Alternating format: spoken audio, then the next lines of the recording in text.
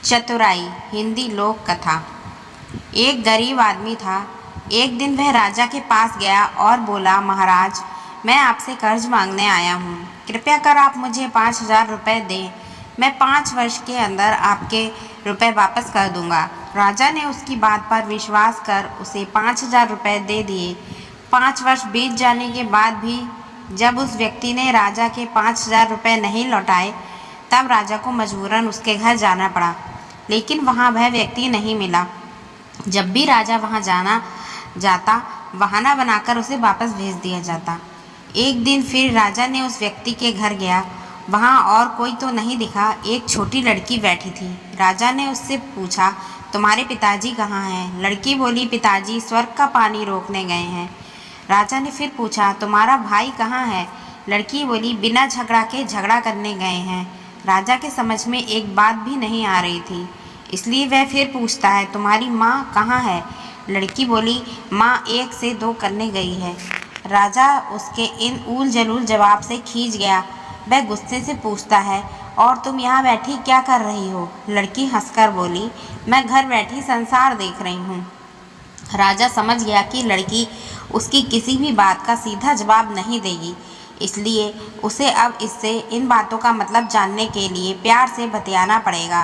राजा ने चेहरे पर प्यार से मुस्कान लाकर पूछा, बेटी, जो तो अभी अभी मेरे सवालों के जवाब दिए, उनका मतलब क्या है? मैं तुम्हारी एक भी बात का मतलब नहीं समझ सका।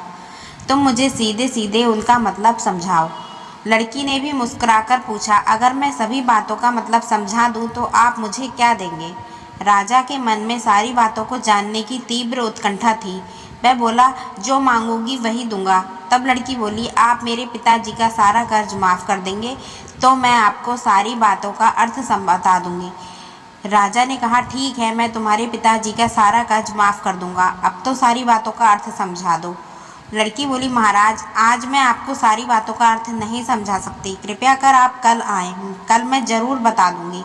राजा अगले दिन फिर उस व्यक्ति के घर गया। आज वहाँ सभी लोग मौजूद थे, वह आदमी, उसकी पत्नी, बेटा और उसकी बेटी भी। राजा को देखते ही लड़की पूछी, महाराज, आपको अपना वचन याद है ना? राजा बोला, हाँ, मुझे याद है। तुम अगर सारी बातों का अर्थ समझा दो तो मैं तुम्हारे पिताजी का सारा कर्ज माफ़ कर दूंगा। लड़की बोली, सबसे पहले मैंने यह कहा था कि पिताजी स्वर्ग का पानी रोकने गए हैं। इसका मतलब था कि वर्षा हो रही थी और हमारे घर की छत से पानी टपक रहा था। पिताजी पानी रोकने के लिए छत को बना रहे थे, यानी वर्षा का पानी आसमान से ही गिरता है और हम लोग यही मानते हैं कि आसमान में ही स्वर्ग है। बस पहली बात का अर्थ यही है।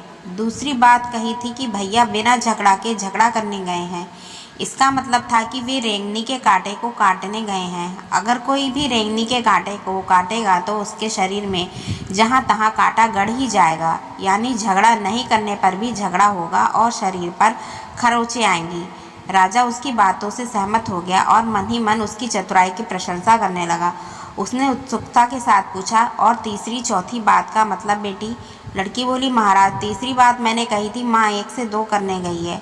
इसका मतलब था कि माँ अरहर की दाल को पीसने, यानी 1 का 2 करने गई है। अगर साबुत दाल को पीसा जाए तो वह 1 दाना 2 भाग हो जाता है, यानी यही कहा था कि 1 का 2 करना। रही चौथी बात, तो उस समय मैं भात बना रही थी, उसमें से 1 चावल निकाल कर देख रही थी भात पूरी तरह पका है कि नहीं। इसका मतलब था कि मैं 1 चावल देखकर ही जान जाती कि पूरा चावल पका है कि नहीं, अर्थात चावल के संसार को मैं घर बैठी देख रही थी। यह कहकर लड़की चुप हो गई। राजा सारी बातों का अर्थ जान चुका था। उसे लड़की की बुद्धिमानी भरी बातों ने आश्चर्य में डाल दिया।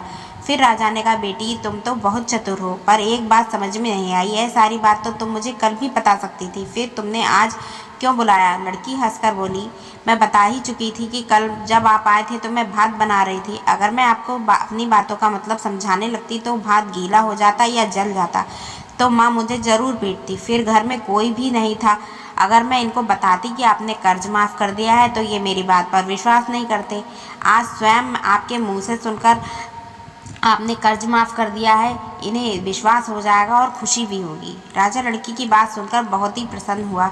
उसने अपने गले से मोतियों की माला निकालकर उसे देते हुए कहा, बेटी, यह लो अपनी चतुराई का पुरस्कार। तुम्हारे पिताजी का कर्ज तो मैं माफ़ी कर चुका हूँ। अब तुम्हें और तुम्हारे घर वालों को मुझसे कोई बहाना नहीं बनाना पड़ेगा। अब तुम लोग निश्चिंत होकर रहो। अगर फिर भी किसी चीज़ की ज़रूरत हो तो बेझिझक होकर मुझसे कहना। इतना कहकर राजा लड़की को आशीर्वाद देकर चला गया। लड़की के परिवार वालों ने उसे खुशी से गले लगा लिया। आप सभी को मेरी यह कहानी कैसी लगी, प्लीज़ कमेंट बॉक्स में ज़रूर कमेंट करके बताइएगा। अगर कहानी अच्छी लगी हो तो प्लीज़ मेरे चैनल को लाइक कीजिए, सब्सक्राइब कीजिए और कहानी को शेयर कीजिए। धन्यवाद।